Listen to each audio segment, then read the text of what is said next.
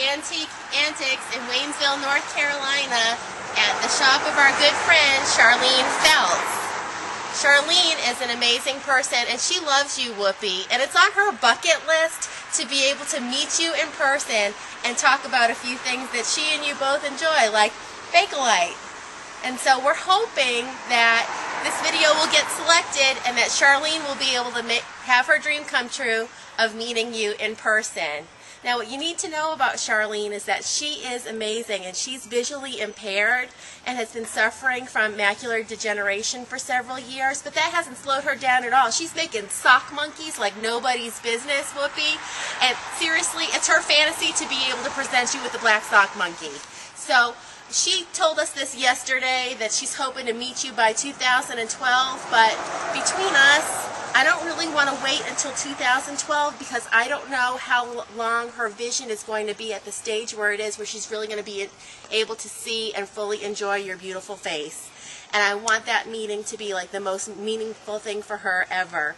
And so I think the sooner we can do it, the better, because it will just like make her year 2011 amazing if we can do it this year instead of next. So we're hoping that we'll get picked, so let's go on in. She doesn't know we're making this part of the video. She thinks we're just recording a submission to send in so that she'll get selected, but there were a few things I wanted you to know, Whoopi, before we go in, and so that's it. So anyways, I hope you'll pick Charlene to be on The View because she just loves you. So bye. Bella, do you have anything to say? Yeah, she's a great friend, and I really would love it if she could be on the show.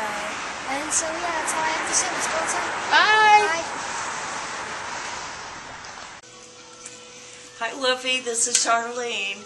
I have something that I want to show you, and this is a wonderful autographed photo I have of you that I got about 25 years ago at an antique shop wearing Bakelite. So I have always been passionate about Bakelite, and I wanted to I have a few questions for you of why you don't wear it anymore on The View and why Joy is wearing it. So I want to bring you in and let you see some of my Bakelite and let you see if maybe we can re-spark the interest. Come on in. We have a few thousand pieces here in the shop that we love to share with everybody. I'm always talking it up, and our wonderful little small town of Waynesville doesn't have a whole lot of interest, but I have a passion, and I always want to keep sharing about Bakelite. And here's Mr. Wonderful Leo Bakeland, invented Bakelite in 1907, which I'm sure you're aware of.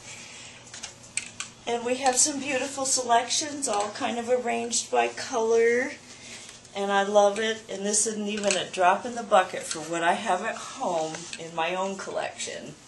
But I love to talk about this and share it.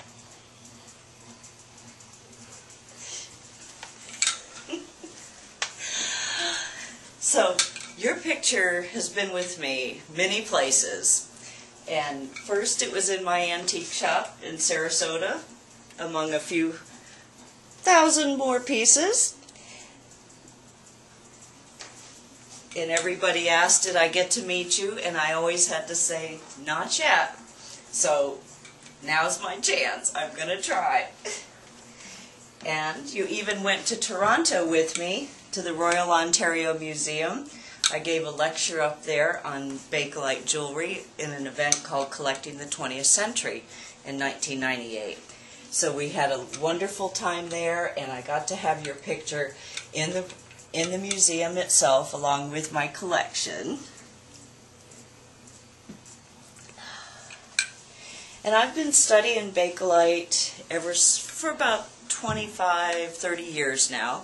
The first collection I bought was a girlfriend of mine wanted to sell her Bakelite button collection and wanted to buy a piece of property.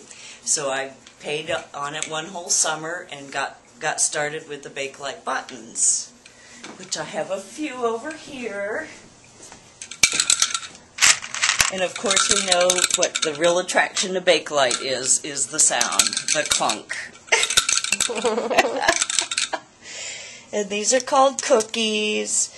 And I just love the variety. It was a plastic, it was popular in the 30s, a Depression era thing. and it was made to look like something else. The white was to look like ivory, the green was to look like jade. So my background is in textiles and sewing, and I've gotten my scholarship to college through 4-H, so I have that part in my history, and it's been a great help with the antique clothing and jewelry business. Okay. Now what? Say, I look forward to meeting you. And I'm looking forward to meeting you so I can ask a few more questions. And I wanted to know if you gave Joy your collection, because I noticed she's been wearing one bracelet every day on The View, and the one day that she wore 2 bracelets, we could hear them on camera. So ever since then, I've noticed she only wears one, but I also have a few questions for her on why she doesn't wear pins or earrings or necklaces. And I guess we're going to wrap it up right now and say, I'll be seeing you in New York. Bye, Whoopi.